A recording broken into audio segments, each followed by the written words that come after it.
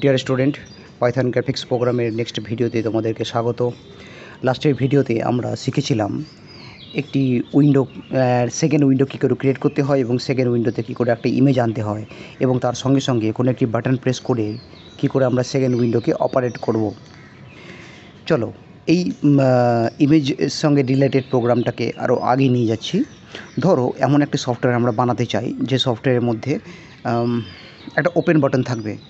যেমন নর্মালি সফটওয়্যারে আমরা দেখে থাকি মেনু বার থাকে, মেনু বারে ফাইল মেনুতে ক্লিক করলে নিউ, ওপেন, সেভ অ্যাজ দেখতে পাওয়া যায়। তেমনই ওপেন বাটন থাকবে, ওপেন বাটনে ক্লিক করলেই ওপেন উইন্ডো খুলবে, যেমন নর্মাল সফটওয়্যারে খুলে থাকে। একটা ওপেন উইন্ডো খুলবে। এই ওপেন উইন্ডোতে ক্লিক করলে, ওপেন বাটনে ক্লিক করলে ওপেন উইন্ডো খুলবে। ওপেন উইন্ডো থেকে আমরা আমার হার্ড ডিস্কের যে কোনো ছবি, যে কোনো ইমেজ এবং যে কোনো ফরম্যাটের ইমেজকে আমরা যাতে আমরা খুব সহজে আমি আমার সফটওয়্যারে আনতে পারি, তো সেটার পদ্ধতির কী আছে, তার সঙ্গে রিলেটেড যে কোডগুলো রয়েছে সেগুলো কীভাবে লিখতে হয় সেটা তোমাদেরকে দেখাবো। তো এটা আমার ডিফল্ট একটা উইন্ডো, ডিফল্ট কিছু লাইন, একটা বেসিক উইন্ডো যা টাইটেলে লেখা আছে বেঙ্গলি পাইথন টিউটোরিয়াল। তো চলো শুরু করা যাক। প্রথমে অবশ্যই একটা ভেরিয়েবল বানিয়ে নিতে হবে আমাকে, কিন্তু তার আগে আমার যে রুট রয়েছে, রুট কিন্তু রুট ডট ফাইল নেম, এই যে ফাইল নেম দেখছো, ফাইল নেমটা বানলাম। তো ফাইল নেমের জায়গাতে তুমি যে কোনো নাম লিখতে পারো। আমি লিখলাম root dot file name. Root কী করছে, ফাইল নেম ভেরিয়েবলের সাহায্যে root dot file name equal to file dialog লিখেছি। এটাকে অ্যাকচুয়ালি ফাইল ডায়লগ বক্স, অর্থাৎ একটা ওপেন যে উইন্ডোটা খুলবে, যে ডায়লগ বক্সটা খুলবে সেটার কথা বলা হচ্ছে। তো পাইথনে এটাকে শর্টকাটে FILE DIALO করা হয়েছে। তারপর ডট দিয়ে দেখো লেখা হয়েছে আক্স ওপেন ফাইল নেম। যেভাবে আমি লিখেছি ঠিক সেভাবেই ছোট অক্ষরে লিখতে হবে, ঠিক আছে?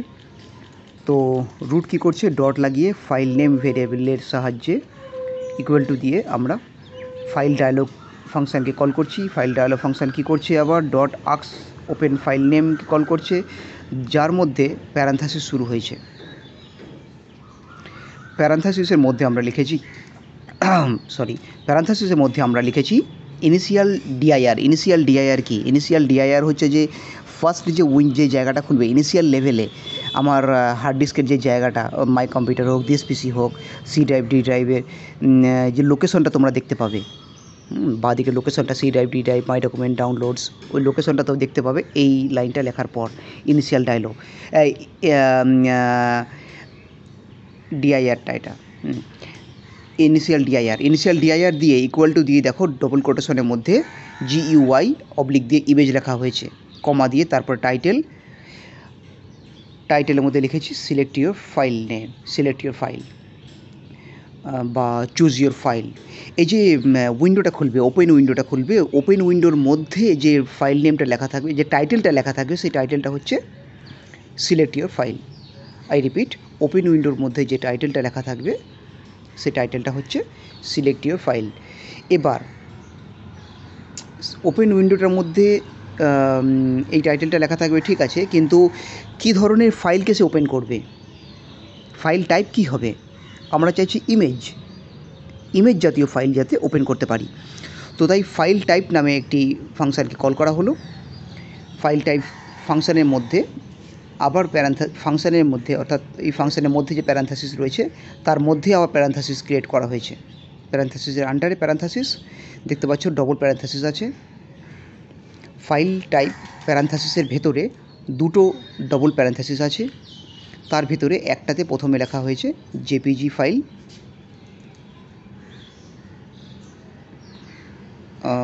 না একটু ভুল হচ্ছে, এখানে দুটো প্যারান্থাসিস ক্রিয়েট করা হয়েছে ফাইল টাইপ প্যারান্থাসিসের ভেতরে। দুটো প্যারান্থাসিস ক্রিয়েট করার কারণ এটাই যে আমরা দুটো অপশন দিতে চাই। একটা তো ডিফল্ট জেপিজি ফাইল, ইউজার চাইলে যে জেপিজি ফাইল বা জেপিজি জাতীয় ইমেজকে ইনসার্ট করতে পারবে, অথবা অল টাইপ মানে যে কোনো টাইপের ইমেজ যাতে ইনসার্ট করতে পারে।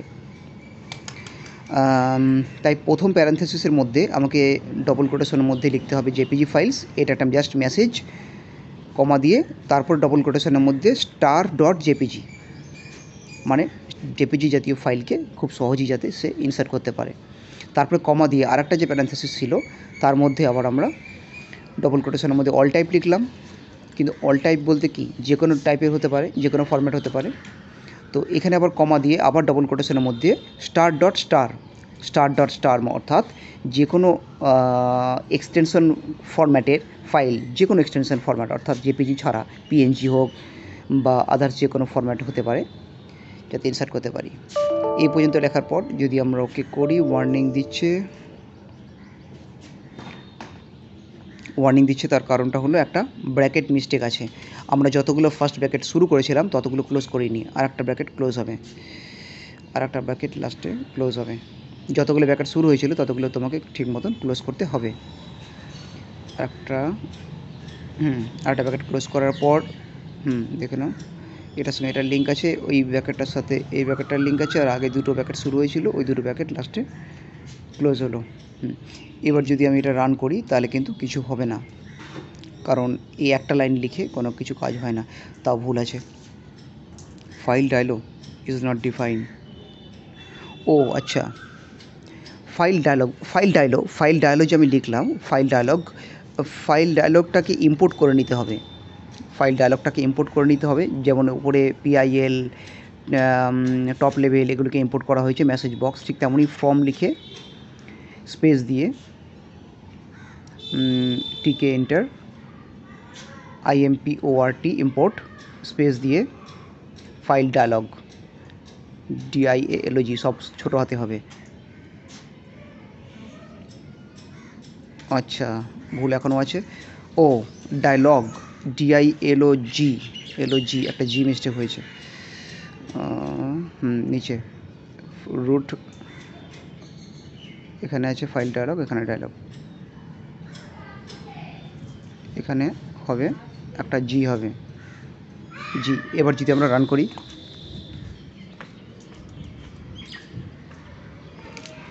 এবার রান করলেও আমাদের সফটওয়্যারটা রান হবে কিন্তু কোনো ইমেজ দেখাবে না বা কোনো ওপেন উইন্ডো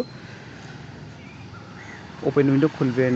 ওপেন উইন্ডো খুলেছে, দেখো তোমরা ইমেজটা সিলেক্ট করছি, এই ইমেজটা আমি ইনসার্ট করতে পারবো। আর তার সঙ্গে সঙ্গে নিচে দেখো অপশনে দুটো অপশন দিচ্ছে, ওপেন বটনের উপরে দেখো দুটো অপশন দিচ্ছে, একটা হচ্ছে জেপিজি ফাইল, একটা অল টাইপ অফ ফাইল, যে কোনো টাইপের ফাইল ইনসার্ট করতে পারবো। আমি ছবিটা ক্লিক করে ওপেন করলাম কিন্তু কোনো ছবি এলো না, কারণ এখন আমাদের কাজ বাকি আছে। নেক্সট আমাদের কি লিখতে হবে দেখে নাও।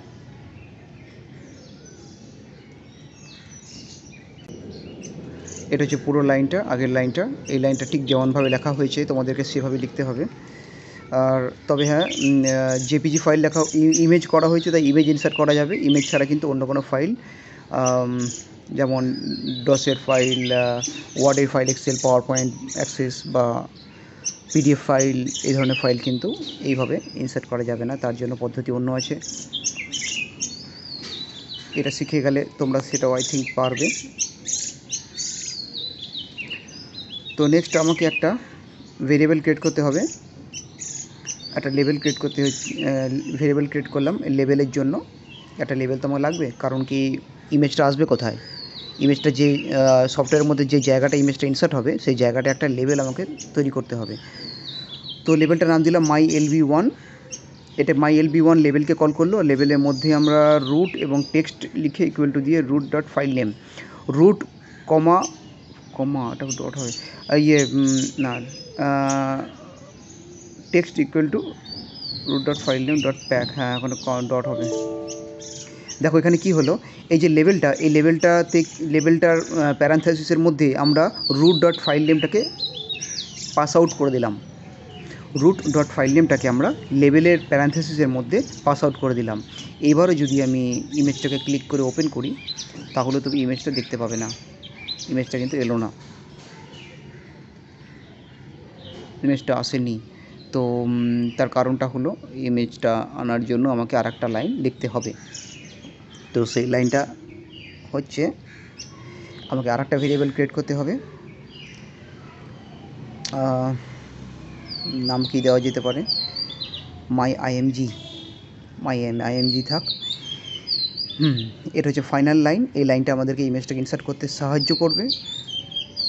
মাই আইএমজি ইকুয়াল টু দিয়ে ইমেজটিকে, আগের দিনের প্রোগ্রামে এই লাইনটা কিন্তু আমরা দেখেছিলাম, ইমেজটিকে আইটা ক্যাপিটাল আর টিটা ক্যাপিটাল, কেটা কিন্তু স্মল, তারপরে ডট লাগিয়ে ফটো ইমেজ, পিটা ক্যাপিটাল আইটা ক্যাপিটাল, তার প্যারান্থেসিসের মধ্যে লিখতে হবে ইমেজ ডট ওপেন, আর ইমেজ ডট ওপেনের প্যারান্থেসিসের মধ্যে আবার লিখতে হবে ওই আমার যে মেন ফাইল নেমটা রয়েছে, ফার্স্ট যে ভেরিয়েবলটা আমি বানিয়েছিলাম, মানে রুট যাকে বানিয়েছিল, রুট ডট ফাইল নেম, ওই root dot file name total নামটাকে ইমেজ ডট ওপেন প্যারান্থেসিসের ভেতরে লিখে দিতে হবে। I repeat, image dot open এর প্যারান্থেসিসের মধ্যে আমার আগে বানানো রুট ডট ফাইল নেমটাকে পাস আউট করে দিতে হবে। আই থিঙ্ক তোমরা বুঝতে পারলে। নেক্সট, এবার আর একটা ফাইনাল লাইন ক্রিয়েট করতে হবে আমাদেরকে। এবার এই লাইনটা লিখতে হবে মাই আইএমজি আন্ডারস্কোর LB1 লিখলাম, কারণ এখানে ইমেজ এবং লেভেলকে আমরা মার্জ করছি। তো আর একটা লেভেল ক্রিয়েট করা হচ্ছে, তার প্যারান্থেসিসের মধ্যে আমরা লিখছি image equal to my IMG,